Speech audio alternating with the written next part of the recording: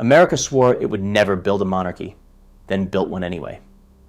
We took a family from Massachusetts, wrapped them in a word borrowed from a Broadway musical, and decided their weddings and their funerals belonged to all of us. A dynasty like that runs on faces. It needs men to give speeches and women to stand near the men, beautiful and composed, smiling into 1,000 flashbulbs while the country decides they inhabit a fairy tale. Joan Kennedy played that part for almost 25 years. Blonde, soft-spoken, trained since girlhood at the piano, she looked precisely like the wife the Kennedy operation wanted the public to see. A colder story moved behind that composed face, one of 3 pregnancies that ended almost before they began, of a young woman who drowned while Joan carried a child she would also lose, of a disease that unspooled her in public while a whole nation traded her name as a punchline. You think you already know how this goes. The drunk wife, the cheating senator, the pale blonde blurred in the background of more famous people. What actually happened to Joan runs harder and stranger than the tabloid shorthand, and the strangest part lies in how much of the damage arrived wearing the face of family loyalty. This is a story about one woman standing against an institution that treated her as a prop, and institutions almost always win those fights. They won most of this one.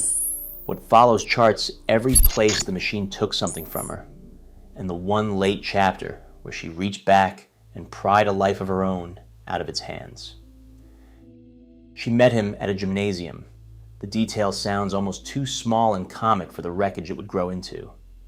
In October of 1957, Edward Moore Kennedy, the youngest of the clan and the one everybody underestimated, turned up to dedicate a new gym building at Manhattanville College of the Sacred Heart, and a senior named Joan Bennett caught his eye somewhere between the speeches and the ribbon. She studied there, a Bronxville girl raised Catholic and comfortable, the kind of young woman who could sit down at a keyboard and silence a room. That piano mattered more than anyone around her understood at the time. Music belonged to Joan the way politics belonged to the Kennedys, a first language learned in childhood, and for the rest of her life it stayed the one country where nobody outranked her. She walked into that gymnasium as a musician who happened to catch a senator's brother. She walked out of the next 25 years as a footnote to his ambition. They married just over a year later on the 29th of November, 1958, inside St. Joseph's Church in Bronxville. To the guests, it looked like a straightforward society wedding between a handsome heir and a lovely young pianist, 2 attractive Catholics from good families doing the expected thing at the expected time. The photographs came out beautifully. Underneath that, other machinery hummed. Some biographers have argued that the whole courtship ran on a schedule set by the family patriarch, Joseph P. Kennedy Sr., who wanted his sons paired off and photographed and respectable before John Kennedy's 1958 Senate re-election. A pretty wife on Ted's arm rounded out the family portrait at exactly the right moment for the cameras, and Joseph Sr. rarely left a moment like that to chance.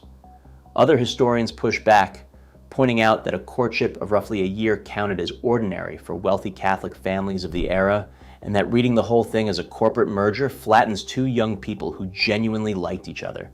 Both things can sit in the same room. Joan could have loved him and still walked into a marriage whose term strangers drafted before she ever arrived.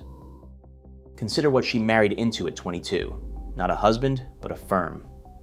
The Kennedys ran on a family logic older than any of the children, engineered by a father who treated public life as a business with heirs, and every marriage inside it functioned as a merger with expectations attached.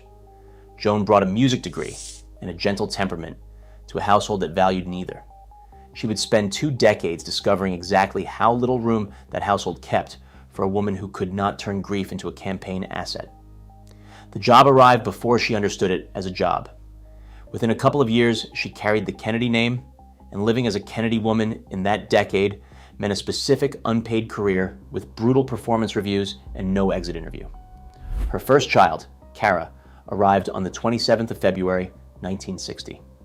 Weeks after giving birth, Joan pulled herself out of the recovery bed and onto the campaign trail for her brother-in-law's run at the presidency, shaking hands in coffee clutches and church basements while her body still healed. The photographs from that period sell a certain fantasy. Golden couple, golden family, a woman who seemed born for the flashbulbs. Nobody asked whether she wanted the job. The Kennedy operation ran its women like surrogates on a schedule, dispatched to whichever district needed a friendly face, and a new mother recovering from childbirth counted as no excuse to skip a stop. Joan smiled through it, because smiling through it defined the entire assignment. Her exhaustion stayed off the record, and the polling data never once asked how she felt. The private version ran a different direction entirely. Joan came into the family from outside its bloodline and outside its temperature, and the Kennedy household ran hot, competitive, and merciless in a way no upbringing prepared her to survive. She measured herself against Jacqueline, who could disarm a French president in his own language, and against Ethel, who produced children and campaign energy at an athletic clip that left everyone else winded. Against those two, Joan came away convinced she ranked as the weak link, the soft one, the sister-in-law who could play Chopin but could not play the family. Marcia Chellis, who later worked closely with her and wrote about those years, described a woman drowning in a private conviction that she did not belong, that the family had cast her in a role she could never grow into. The isolation hid behind good posture and a nice dress. Nobody photographs loneliness. Then the family started to die, and the dying changed everything anyone asked of her. An assassin killed John Kennedy in Dallas in 1963. 5 years later, another gunman killed Robert in the kitchen of a Los Angeles hotel, and both older brothers who once commanded the world's attention lay dead. The youngest, the one nobody ever planned to lean on, inherited the entire weight of the name. Ted became the surrogate father to 13 fatherless children, Caroline and John Jr. from Jack's side, and the 11 children Robert left behind, a classroom's worth of grief that now looked to him for a father's steadiness. A man barely into his 30s took on a role built for a patriarch, and the family expected his wife to steady the whole trembling structure from beside him. While the country mourned in public, Joan lost children in private. She miscarried in 1963, and again in 1964, two griefs the Kennedy publicity apparatus found no use for and never mentioned to anyone. No space existed in the machine for a wife who needed rest or comfort, only for a wife who could stand on a platform and wave. Tara Borelli's account puts the pressure plainly. After Robert's death in 1968, the family's political engine began treating Ted as the presumptive next president and Joan as the presumptive next first lady, and it demanded a flawless performance from a woman quietly coming apart under the load. She trained as a pianist, and they cast her as a monument. Think about what that title threatened to cost her. First Lady of the United States, a role the machine now treated as her destiny, whether she wanted it or not, promising a lifetime of the exact scrutiny already breaking her in smaller doses. She never applied for the position. The family drafted her into it, measured her against the memory of Jacqueline in the same breath, and left her to absorb the fear that she would fail on the largest stage the country owned. A woman terrified of a dinner party found herself handed a coronation on layaway. Every marriage owns a night it never recovers from. Joan's landed on the 18th of July, 1969, on a small island off Martha's Vineyard, and she never even stood on the ground where it happened. Around 11:15 that night, Ted Kennedy drove a car off a narrow bridge on Chappaquiddick Island. His passenger, Mary Jo Kopechne, 28 years old, had given years of her young life to Robert Kennedy's cause and survived him only to drown in the back of his brother's car. The vehicle flipped into the water, and Ted climbed out. Mary Jo did not. He left the scene and never called the police for roughly 10 hours, walking in to tell his story near 10 the following morning, by which time a diver had already pulled the young woman's body from the submerged wreck. A family in Pennsylvania started planning a funeral for a daughter who did nothing wrong except climb into the wrong car on the wrong night. Sit with the arithmetic of those 10 hours.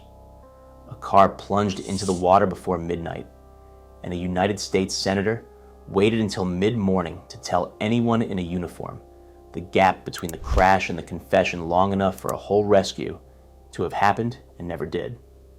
The Edgartown police recorded the timeline, and the country drew its own conclusions.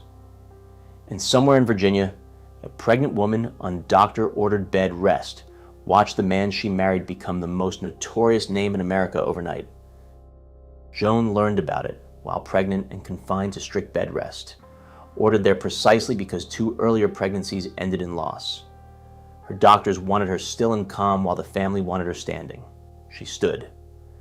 On the 22nd of July, she attended Mary Jo Kopechin's funeral, a pregnant woman under medical orders to stay in bed, sent instead to a graveside to help her husband resemble a grieving friend rather than a man under investigation. 3 days later, on the 25th, she appeared at his side in a courtroom while Ted pleaded guilty to leaving the scene of an accident and collected a suspended sentence. The cameras caught the loyal wife, but they missed what it cost the body carrying that loyalty. In August of 1969, within weeks of the funeral and the courtroom, and the humiliation broadcast into every American home, Joan lost the pregnancy. Her third. Biographers who disagree about almost everything else agree about this sequence, the drowning and the forced performances and the collapse that followed, as the point where both the marriage and the woman inside it broke past repair. A young woman lay dead in the ground. A wife lost the child that the family pulled her from her sickbed to protect a scandal she played no part in creating. And the family called it loyalty and moved on to damage control. If you're still with Joan this far in, you already see what the cameras refuse to. Do her the kindness the family never managed, subscribe, and stay to the end. The worst of what they buried comes next, and she earned an audience that watches all of it. A later version of Ted Kennedy sands him down into the lion of the Senate. That version leaves out the man Joan actually married. Around Washington, his infidelity counted as less a rumor than a fixed feature of the weather. His reputation as a womanizer trailed him through the Senate for decades, an open secret traded among reporters and staffers who mostly agreed not to print it. Joan lived inside that secret, with the doors locked from the outside. The whispering did its work on a woman already convinced she fell short, confirming her worst belief about herself with every rumored name and every knowing look across a party. Careful sourcing matters here, and honesty demands it. The tabloid press speculated about the specific women endlessly, and loyal Senate staff spent years shielding the details, so most named claims about particular individuals stay unverified to this day. No serious account disputes the pattern itself, and the chronic betrayal happened even where the individual names dissolve into gossip. Joan did not need the names to feel the arrangement. She needed a marriage, and instead she rehearsed a performance for people who already knew the show meant nothing. Live inside that for a decade and count the cost. Every Washington dinner turned into an exam she could fail without warning.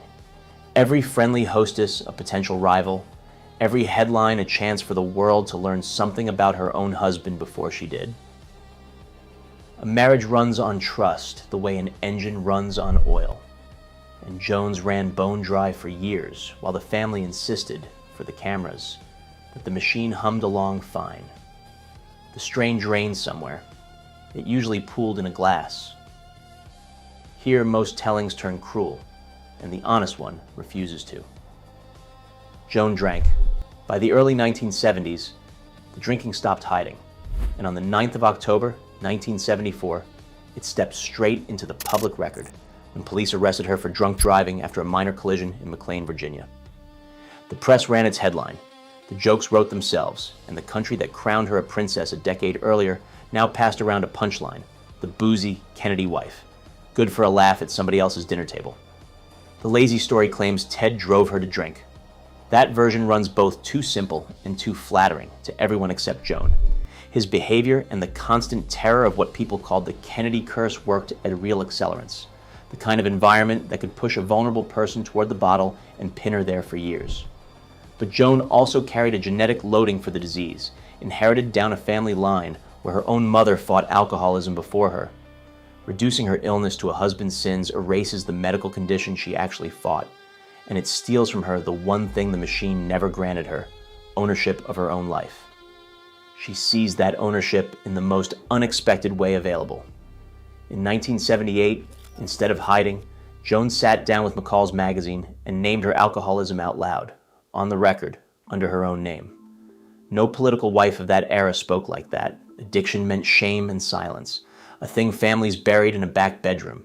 And here sat a Kennedy discussing it in plain sentences years before the Betty Ford Center gave the whole country permission to say the word. The woman everyone wrote off as the weak one attempted something none of the strong ones dared try. She stopped performing and started confessing, and in doing so, she outpaced an entire culture that had not yet caught up to her. Weigh that against the caricature for a second. The joke of the era pictured a hopeless society, drunk, useless, and embarrassing, and the woman inside the joke chose to walk toward the shame instead of away from it. She turned her own worst chapter into something other women could read and recognize. A political spouse admitting to alcoholism in a national magazine in 1978 took a kind of nerve the Kennedy men, with all their trained bravery, never once demonstrated about their own failures. She earned no monument for it. Sobriety arrived instead, and with it, she handed a lot of frightened people a sentence they could finally say out loud. For once, she moved first. In 1978, the couple formally separated, and Joan tried the one move the family script left no page for. She abandoned Hyannisport and the whole apparatus and rented an apartment of her own in Boston, alone, so she could get sober on her own terms in a city where nobody staged a photograph on her front step. Then she returned to school. During the separation, Joan enrolled in graduate study and in 1981 earned a master's degree in education from Lesley College, an accomplishment no press office arranged and no campaign required. Think about the distance in that. A woman the country shrank to a caption sat in ordinary classrooms beside students half her age, completed the work under her own steam, and walked out holding a degree that belonged to her and to nobody named Kennedy. That degree carried no political value whatsoever, which is precisely why it stayed hers. The family never needed an educated Joan, and the cameras never asked for one. She pursued the thing anyway, in a Boston classroom far from Hyannisport, for the private satisfaction of finishing something the machine took no interest in. A woman handed a coronation on layaway a decade earlier chose, in the end, a diploma she paid for herself. The machine, predictably, came calling one more time. When Ted mounted his 1980 Democratic primary challenge against the sitting president, Jimmy Carter, the estranged couple reunited for the cameras across 1979 and 1980, standing shoulder to shoulder in the old familiar pose, so voters would see a marriage instead of a wreckage. She played the part again. The campaign wanted the united front, and Joan, sober now and rebuilding, delivered one last performance before she finished performing for good. The ending came quietly, which meant it came sealed. In 1981, the Kennedys announced their intention to divorce, and a court dissolved the marriage in 1982, closing a partnership that outlasted more than 2 decades and nearly everyone who arranged it. A myth attached itself to the split almost immediately, and it deserves correcting. People love to call this the first divorce in the senior generation of the Kennedy clan, a crack in the granite of a famously Catholic family. That claim misses the record. Ted's sister, Patricia Kennedy Lawford, already divorced back in February of 1966. Joan's divorce broke a narrower record. It counted as the first divorce among the Kennedy brothers themselves, the men who carried the political name into elections, which explains why it landed so much harder in the public imagination than Patricia's ever did. The terms vanished into a vault. A court in Barnstable County, Massachusetts, sealed the settlement permanently, and it stayed sealed, which has never once stopped the press from repeating the reported numbers as if someone somewhere had carved them into stone. Press accounts have long claimed Joan walked away with around $4 million, her Boston apartment, and a house in Hyannisport. Treat those figures the way the record demands. Newspapers reported them widely and confirmed them not at all, guessing at documents no reporter ever actually read. Even her exit from the family stayed hidden behind Kennedy soundproofing. The one document that might tell us what 2.5 decades of that marriage cost her in dollars remains locked in a Massachusetts courthouse, and the estimates everyone quotes amount to educated tabloid arithmetic. She married in front of 1,000 cameras and divorced behind a wall the public never scaled. The divorce handed her no tidy, happy ending, and pretending otherwise would betray the whole point of telling this honestly. Joan built a real life anyway. She reclaimed it in the spaces the family never let her occupy, publishing a book called The Joy of Classical Music in 1992 and performing again as a pianist, returning to the identity she carried into that gymnasium back in 1957 before the name swallowed it whole. The disease, though, never fully released her. Her alcoholism stayed a lifelong fight, and in July of 2004 and again in April of 2005, her 3 children, Kara, Ted Jr., and Patrick, stepped in and assumed temporary legal guardianship to force her into treatment after doctors hospitalized her with a concussion following a collapse alone on a Boston sidewalk. Picture the reversal in that.